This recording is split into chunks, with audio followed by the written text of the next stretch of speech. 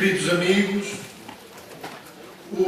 a alegria, a confiança, o entusiasmo que percorre esta sala cheia são a mesma alegria, o mesmo entusiasmo, a mesma confiança que temos encontrado em muitas iniciativas ao longo das últimas semanas. Asseguro-vos, e também por isso podemos dizer sim, que a CDU avança com toda a confiança.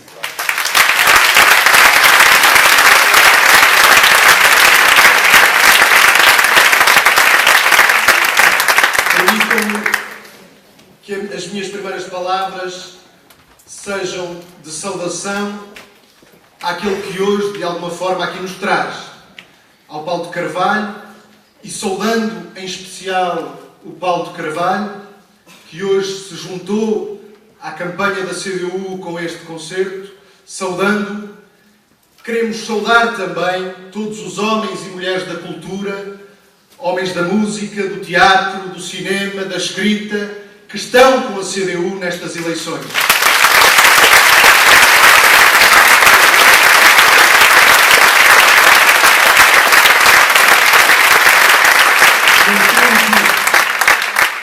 Num tempo em que tantas vozes incitam ao baixar de braços, ao desânimo, num tempo em que, em particular, no mundo da cultura, se vive uma verdadeira, também na cultura, se vive uma verdadeira asfixia, em que alguns dos responsáveis por essa asfixia, alguns dos que gerem recursos públicos ao serviço de ambições privadas e que não se coíbem tantas vezes de fazer promessas, de aliciar gente desta área, que querem caras conhecidas ao seu lado, num tempo como este que hoje vivemos, tem muito valor, camaradas e amigos. Tem um grande valor termos ao nosso lado tantos homens e mulheres da cultura. Eles prestigiam a CDU com a sua presença.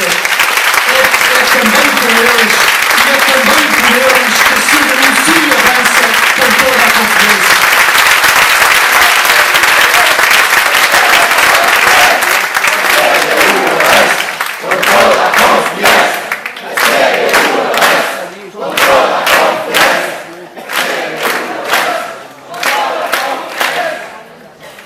Camaradas e amigos, entramos por estes dias numa fase decisiva desta campanha eleitoral. Uma fase em que, para alguns, para os mesmos de sempre, para aqueles que são todos iguais, para esses vale tudo. Temos aí o candidato dos partidos do governo, o candidato do PSD e do CDS, a prometer dar aos lisboetas aquilo que o governo dos seus partidos todos os dias tira aos portugueses. A prometer dar livros, distribuição gratuita de livros às crianças do primeiro ciclo.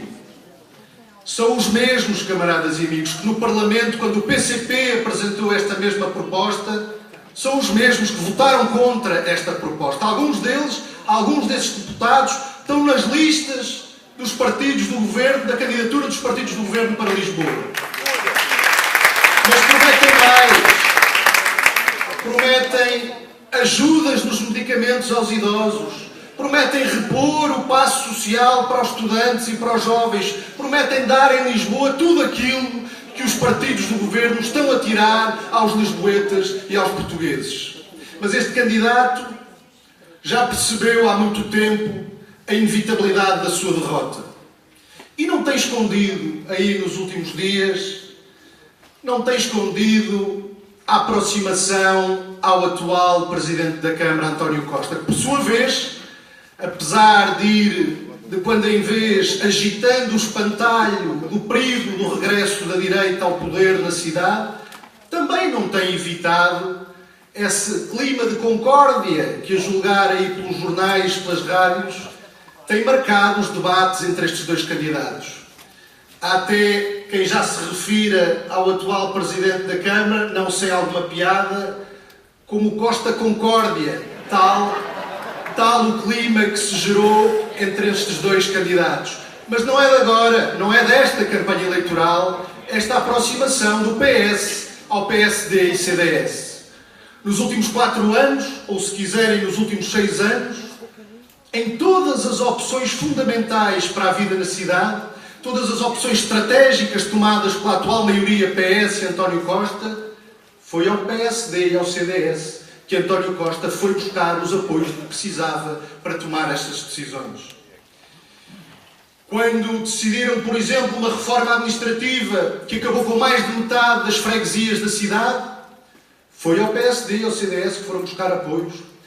Quando decidiram uma reestruturação dos serviços municipais que desarticula muitos desses serviços e que abre caminho à sua externalização, como eles dizem, ou para a futura privatização de muitos desses serviços, foi ao PSD e ao CDS que foram buscar apoios. Quando decidiram extinguir empresas municipais, como é o caso da EPUL, foi ao PSD e ao CDS que foram buscar apoios. Quando decidiram fazer uma revisão do PDM, do Plano Diretor Municipal da cidade, que entrega nas mãos do especulador imobiliário os destinos da cidade, foi ao PSD e ao CDS que foram buscar apoios. É importante dizer, a respeito desta revisão do PDM, é importante lembrar o caso da Colina de Santana e os projetos imobiliários que se desenham para esta colina da nossa cidade. Colina onde existem hoje, é bom lembrá-lo, ainda 3 hospitais em funcionamento, afetos ao Serviço Nacional de Saúde. São 14 hectares de meios atualmente afetos ao Serviço Nacional de Saúde. 14 hectares de meios que querem agora, e este PDM permite-o, varrer do mapa da cidade para ali construírem mais alguns condomínios de luxo ou mais alguns hotéis de charme, do tipo de muitos que têm invadido várias zonas da cidade. António Costa tem fugido como pode a esta questão. Remeteu para depois das eleições qualquer decisão sobre o assunto. Nega-se até, não obstante o pedido feito por várias associações nesse sentido, nega-se até a divulgar os resultados da consulta pública sobre esse processo. Importa perguntar de que medo tem ele, porque não quer dizer agora aos lisboetas qual a decisão que vai tomar em relação ao futuro daquela colina da cidade e se vai ou não permitir que ali se instalem mais alguns condomínios de luxo em lugar dos equipamentos sociais que fazem falta à população da cidade. Daqui o desafiamos mais uma vez a assumir o que pretende fazer para aquela colina e não limitar-se a vir pedir aos lisboetas um mandato reforçado para as decisões que quer tomar no próximo mandato.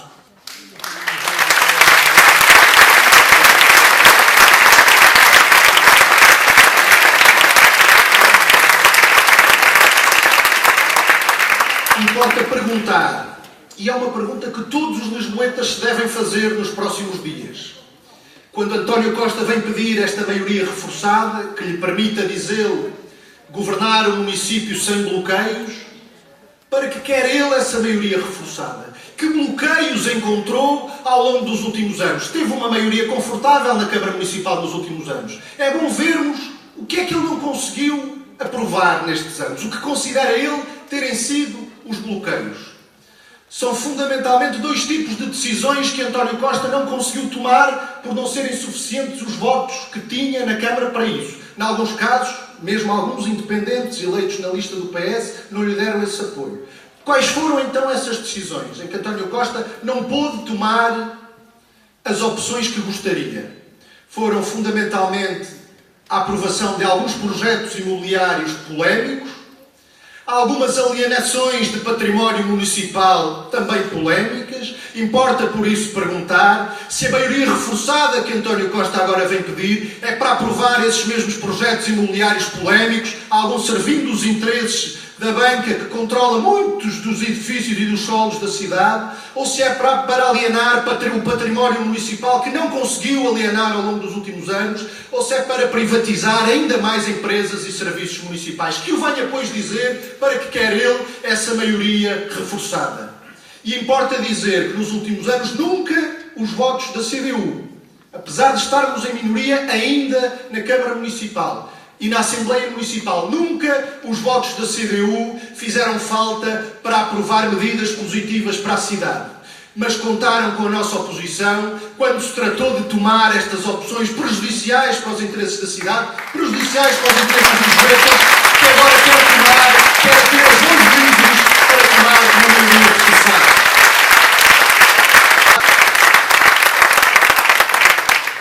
Mas não foi só com a direita na Câmara Municipal que António Costa andou de mãos dadas nos últimos anos. Foi também com a direita no governo. Veja-se o que foram os negócios que fez, por exemplo, os terrenos do aeroporto, abrindo caminho para a privatização da ANA e para a entrega a uma gestão privada do aeroporto de Lisboa, que tantos prejuízos pode vir a trazer à cidade. E essa multinacional que tomou conta do aeroporto já aumentou as taxas aeroportuárias em Lisboa. Mas esteve também de mãos dadas quando se tratou de aplicar, por exemplo, as metas do programa da Troika para a diminuição do número de funcionários da Câmara Municipal. O zelo foi tanto que superou até essas metas. António Costa gaba-se de ter dispensado, nos últimos 4 anos, mais de 2.000 trabalhadores do município. Eles fazem hoje falta, como creio que é bem visível para toda a população. Fazem falta na limpeza e higiene urbana. Fazem falta os auxiliares da ação educativa que não permitem sequer que se cumpram no pré-escolar os rácios recomendados pelo Ministério da Educação. Fazem falta os chapadores bombeiros e em tantas outras áreas da vida da cidade. Algumas destas áreas que referi, por exemplo, a limpeza e higiene urbana, António Costa vem agora dizer que quer nos próximos anos fazer aquilo que não fez nos últimos 6 anos. É fácil ver, constatar, todos os dias, em todas as zonas da cidade, o estado deplorável a que chegou a conservação das nossas ruas, a que chegou a limpeza e higiene urbana nesta cidade. António Costa diz agora que quer passar esse serviço para as juntas de freguesia. Ou seja, pretende que sejam as juntas de freguesia, com menos recursos e com menos pessoal, a fazer aquilo que ele não conseguiu fazer nos últimos 6 anos.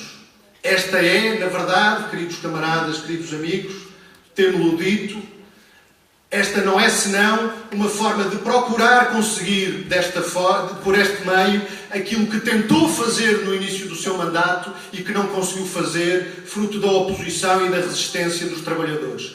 Privatizar também este serviço municipal, este importantíssimo serviço municipal, como a recolha de resíduos, a limpeza e higiene urbana, como quis fazer também com o saneamento na cidade. Que assuma agora António Costa o que vai fazer com o saneamento na cidade, o que vai fazer com a limpeza e higiene urbana. Que venha dizer para que quer os votos que anda agora a dizer em cartazes, os votos de que diz precisar no próximo domingo. Que não se limite a dizer que quer esses votos, que diga para que os quer e que diga em todos estes domínios o que vai fazer com estes votos. Vai entregar a privados também os transportes públicos na cidade, ele que anda agora a defender a municipalização do metro e da Carris. Já o desafiámos várias vezes para garantir que em qualquer circunstância entregará ou viabilizará a entrega a privados das empresas públicas de transporte. Não o fez, o que é significativo. Camaradas e amigos, António Costa, na sua campanha, inaugurou aqui há poucos dias, na semana passada, inaugurou uma boutique da Cartier na Avenida da Liberdade. Andou também a distribuir rosas em algumas zonas da cidade, nas avenidas novas em particular. E andou a oferecer churrascadas, bifanas e porco no espeto nos bairros municipais. Faz-se disto a campanha de António Costa. Aqueles que durante 6 anos viraram as costas aos cerca de 6.000 lisboetas que hoje vivem nos bairros municipais, aqueles que nada fizeram para travar o estado de degradação em que estão muitos desses bairros, sejam as habitações, seja o espaço público, aqueles que nada fizeram para travar na cidade o avanço da pobreza, da miséria, que nada fizeram para impedir que a fome ou entre hoje porta dentro, em casa de muitas famílias, vêm hoje explorar miseravelmente essa pobreza e essa fome a que abriram portas. É disto que se faz a campanha da António Costa.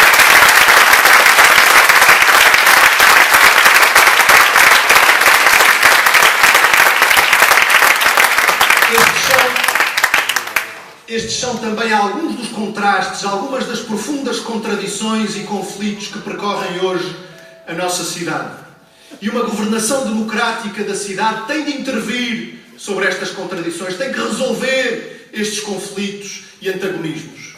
António Costa alimentou-os ao longo dos últimos anos. Mais do que isso, ele alimenta-se dessas contradições, como está bem à vista com a sua campanha eleitoral.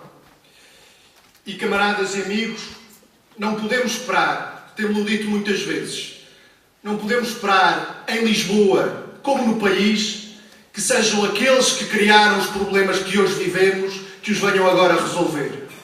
Não podemos esperar que sejam aqueles que nos trouxeram a esta situação, que nos venham agora tirar do verdadeiro buraco em que nos meteram. Mas as soluções para os problemas da cidade, como as soluções para os problemas do país, esses existem. E a CDU tem apresentado essas soluções. Apresentámos há dias o nosso programa eleitoral para a cidade. Um programa eleitoral que se desenvolve em torno de 4 prioridades. A primeira, promover o desenvolvimento económico da cidade, a criação de emprego, combater as desigualdades e injustiças sociais que hoje existem em Lisboa e que cresceram nos últimos anos. Uma segunda prioridade, promover políticas de urbanismo e de habitação que deem primazia ao interesse público e não ao interesse privado, como tem acontecido nos últimos anos. Que facilitem o acesso à habitação e que usem de todos os instrumentos e recursos ao dispor do poder municipal, incluindo o vasto património imobiliário disperso hoje pela cidade, algum dele em avançado estado de degradação, para facilitar esse acesso à habitação na cidade. Promover a reabilitação urbana que marcou passo nos últimos anos, em especial, mas não só, nas zonas históricas. Uma terceira prioridade, os serviços públicos. Defender e valorizar e diversificar os serviços públicos na cidade. Defendendo aqueles serviços públicos que, não sendo competência do município, mas do Governo Central, a Câmara Municipal tem um papel decisivo na defesa dos interesses da cidade e da sua população. Não foi isso que aconteceu nos últimos anos.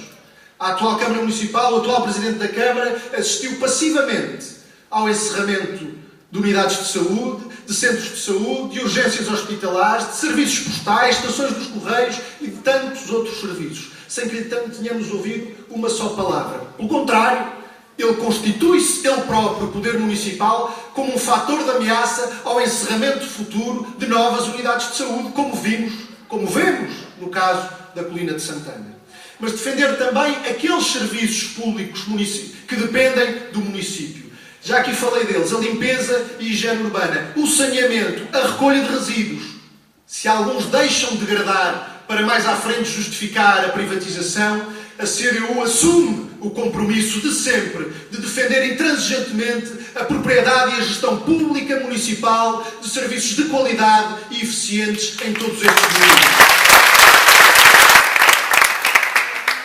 Uma quarta prioridade, travar e reverter a degradação do transporte público na cidade. Foi das áreas da vida da cidade em que mais se sentiu uma degradação nos últimos anos. A qualidade do transporte público piorou. Várias zonas da cidade estão hoje sujeitas a um autêntico recolher obrigatório a partir de certas horas do dia e em certos dias da semana. Atacou-se o direito das populações à mobilidade. É isso que é necessário reverter agora, garantindo uma melhoria da qualidade do transporte público, da regularidade, da rapidez, da comodidade, da segurança, com uma substancial redução do preço, fazendo tudo aquilo que está ao alcance do Poder Municipal para defender os interesses da população neste domínio. António Costa diz que nada pode fazer porque os transportes públicos não são uma competência do município. Mas também aqui ele aceitou passivamente todas as reduções de carreiras da Carris. Não criou os corredores bus que se comprometeu a criar por troca da não supressão de muitas carreiras. As carreiras foram extintas, os corredores ainda estão por criar. E é necessário criar mais corredores bus, é necessário defender, sim, uma maior intervenção do poder municipal na gestão da rede de transportes, no quadro da área metropolitana de Lisboa, mas é necessário fazê-lo no quadro da defesa intransigente da propriedade e da gestão pública, também das empresas públicas de transporte, do metro e da Carris, mantendo estas duas empresas públicas de transporte e não defendendo a sua fusão, como defendem alguns, incluindo o Bloco de Esquerda, caminho certo e seguro para mais cedo que tarde abrirem as portas à privatização destas empresas.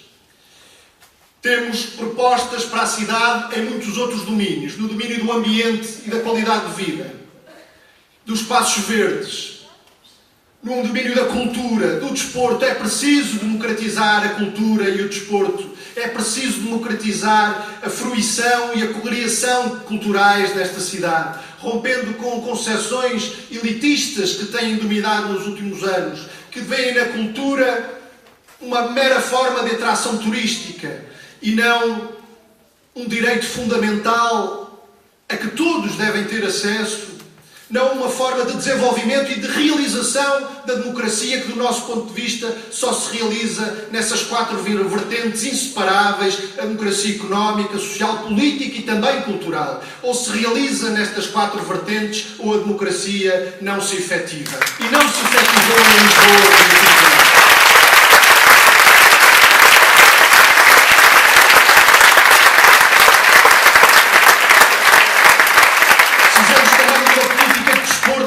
Já teve, mas que nunca mais voltou a ter desde que a CDU deixou de ter responsabilidades neste pelouro municipal. Precisamos de colmatar uma falha imperdoável nesta gestão municipal: a simples ausência de uma política de juventude.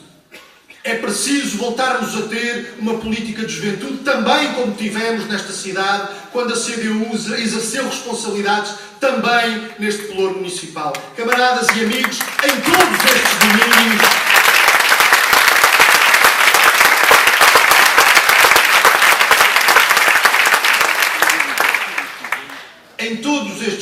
em todas estas áreas da vida da cidade, a solução para os problemas que hoje enfrentamos existe. E a sua concretização está na mão dos lisboetas. Não será a matemática das sondagens que vai decidir as próximas eleições. Será a matemática dos votos.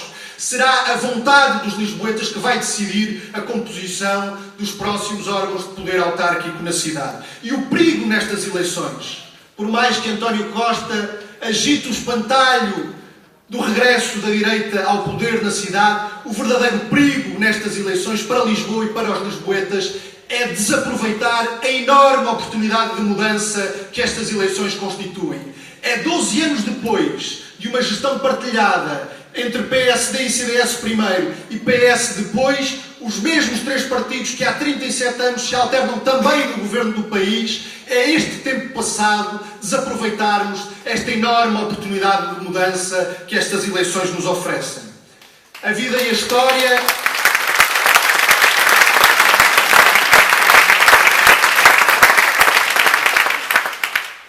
história queridos camaradas, queridos amigos, já nos demonstraram que nada é impossível, que nada está previsto e que ao homem não se colocam limites que o trabalho, o empenho e a mobilização coletivas não possam vencer e ultrapassar. Como dissemos no dia em que apresentámos esta nossa candidatura, lembrando as palavras do nosso mandatário, temos da política e da vida uma visão nobre e generosa, combativa e construtora. Não praticamos como outros a política do possível. Assumimos que para nós o impossível é apenas o nome que ontem se deu ao que hoje se constrói e amanhã se vive.